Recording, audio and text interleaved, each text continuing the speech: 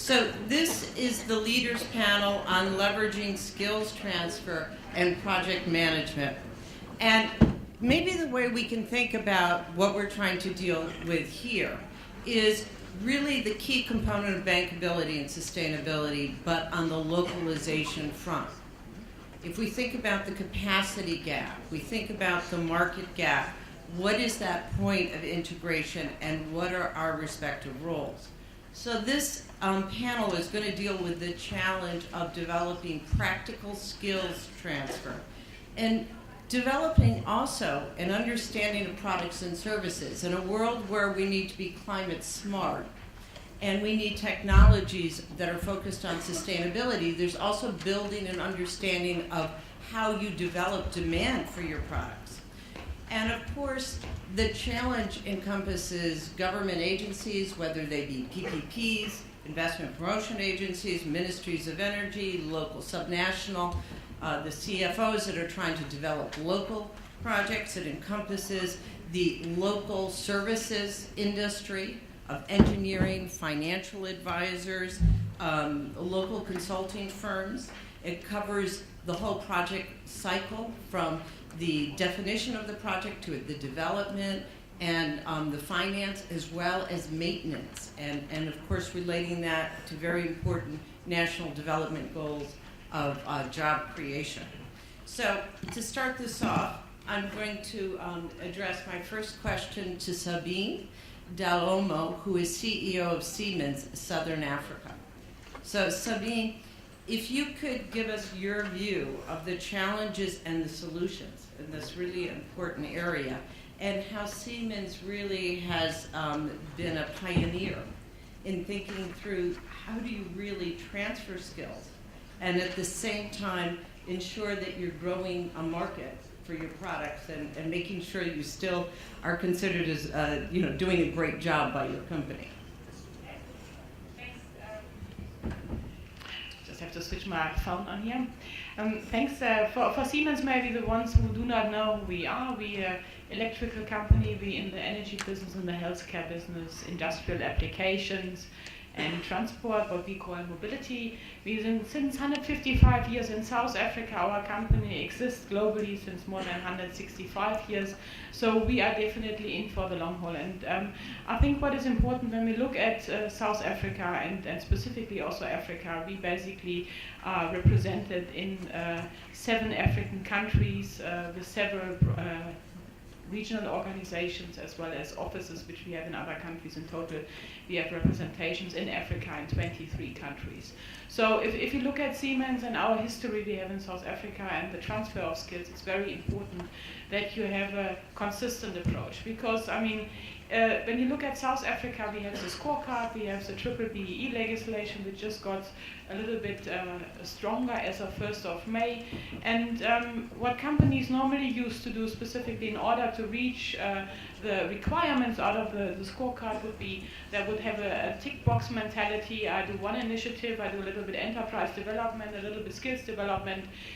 But these matters, in some of the instances, they were not related to each other. And for us, it's really important to say we use the scorecard as Siemens as one part, what is an integrated road forward from employees development, skills development within our employees base, but also skills development with our customers. And we have the colleagues from ESCOM, for instance, we do quite a bit with Rotec together in order to recapitalize the company in order to have that kind of knowledge to do maintenance, basic things themselves, also to transfer knowledge from our base, which we have worldwide available. So that's one of the parts. But on the other hand, what is also very important when you talk about training, you have to think beyond what you need today. You have to think in training schemes. For instance, there as well with the German industry, together with the German Chamber of Commerce, we have training programs in which we basically develop together with all companies certain skills on the engineering side and on the finance side in order to make sure that all companies can basically participate out of the pool which we develop. And what is also important to look at the universities, here specifically the ones which train on our side, specifically the engineering part. We do not finance right now, as we have discussed, the finance faculties, but specifically on the engineering side, because when you talk about projects and everything what's going on in Africa, I mean, first of all, you have a situation that the projects have a pretty long lead time. So when do you want to get experience? I mean, sometimes between the first idea and the tender is 10 years. And I mean, how long you want to learn. So you really need to have a situation that people have practical examples in an overviewable time in order to have that kind of experience which you later on can use in the projects. And for us really, and as being for a long time presence in Africa, you cannot fast track experience. And everybody of you who has developed a project, most likely your first one wasn't the best one you have done. And out of the one you have done the first time, you have then later on discovered what you do best in the second project. And that is just simply something you have to encourage. Sabine, that's a very good way to start the discussion from the point of view of a large company. Now we're going to go to Webster. Webster Mefebi, CEO of the South African Federation of Civil Engineering Contractors. So we're going to the other side of the equation. So what would you tell Sabine and the other providers of equipment and project developers what you would like them to be doing to really accelerate the skills transfer so that your members can really build up their ability to participate in the development and maintenance of projects? Thank you, Chair. I think this is an important question, and fortunately in South Africa we have applied our minds very carefully around these issues. You might be aware that we have what we call integrated strategic infrastructure projects in South Africa, 18 of them. SAFSEC as an industry body representing the civil engineering contracting industry has participated fully in those initiatives. And I think the critical question that needs to be asked with a view to leveraging skills transfer is who are the critical role players and what should the responsibility of each role player be.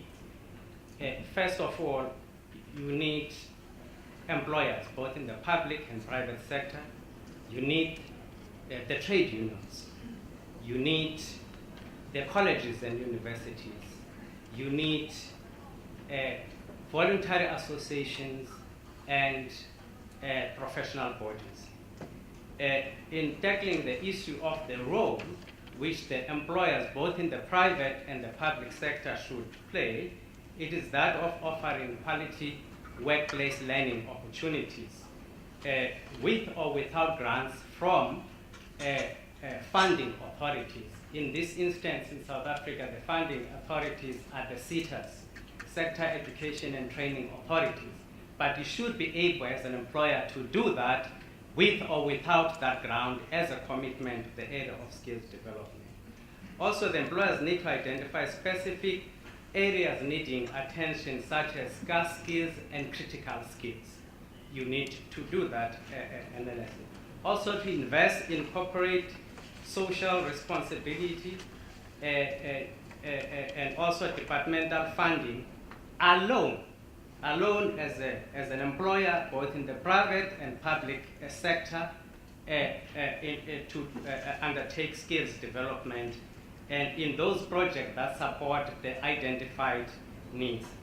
You need to establish partnership with colleges and universities, and this is critical for enrichment of particular programs linked to the identified occupations.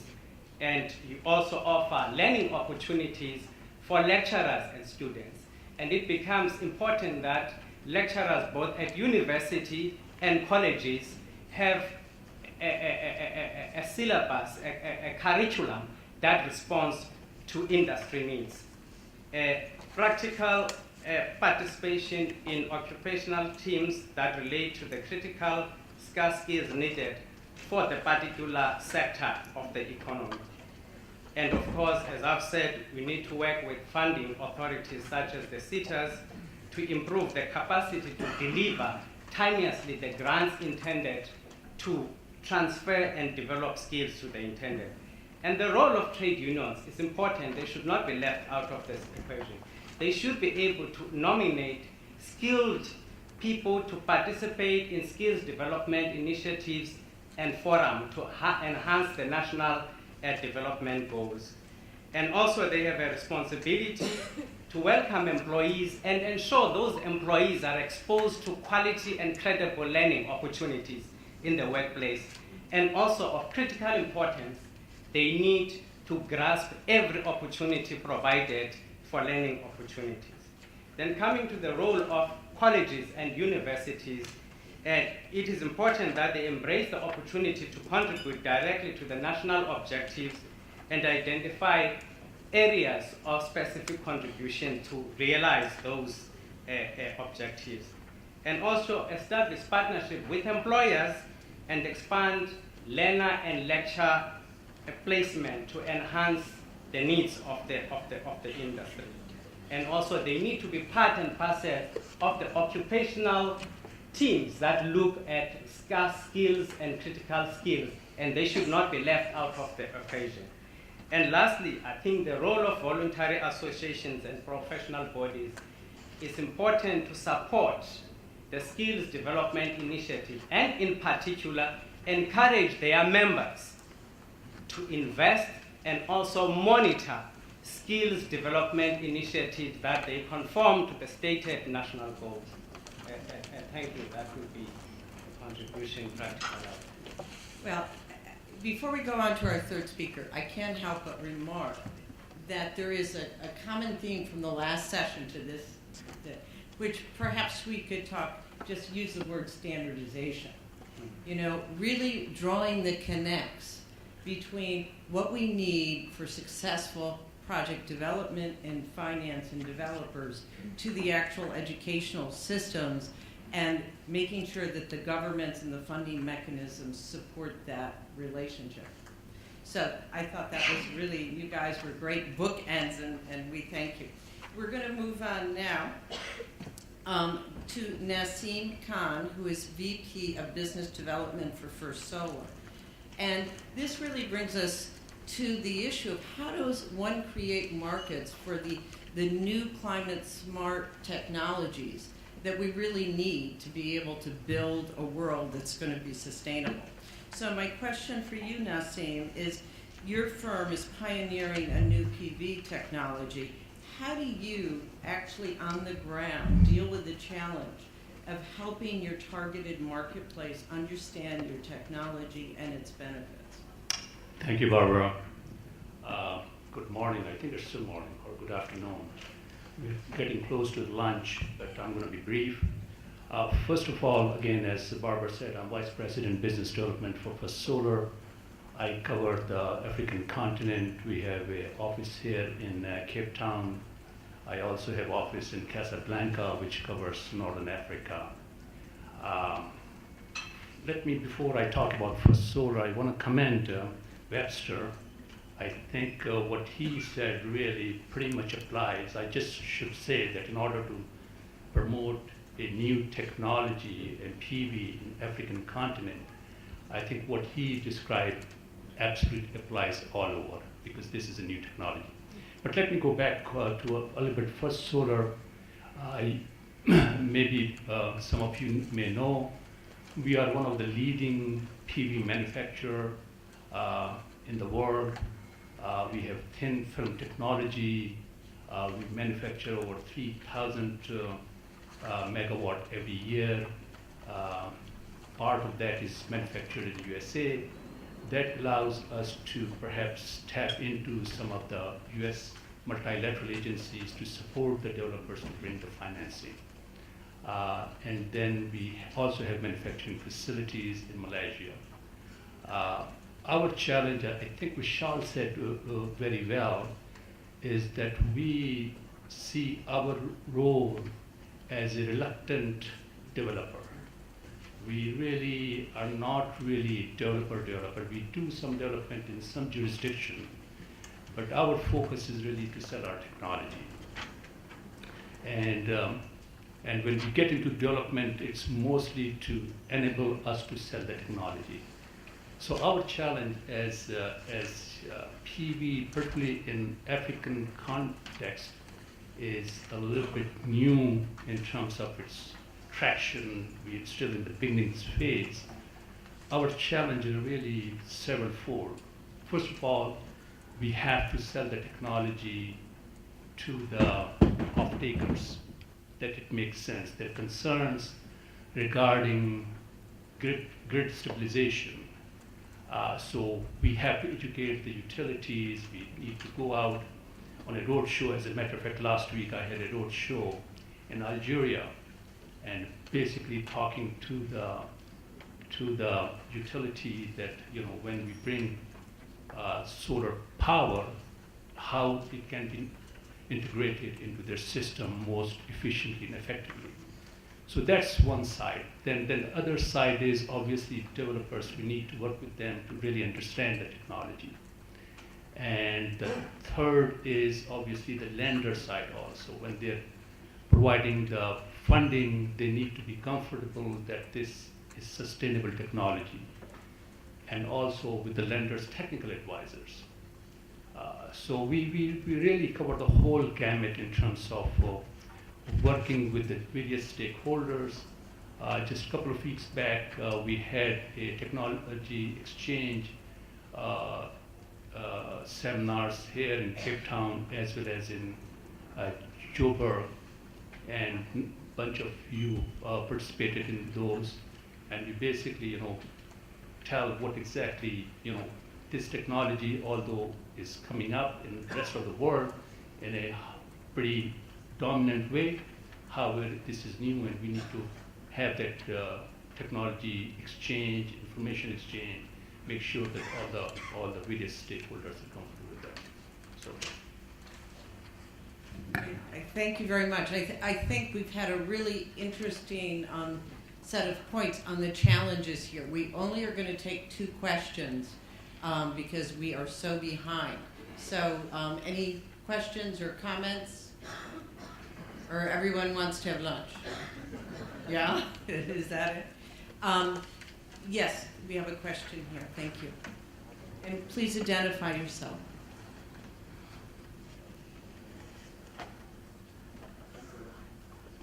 My name is Kotlara Mapani. I just wanted to commend the panelists for giving us these highlights.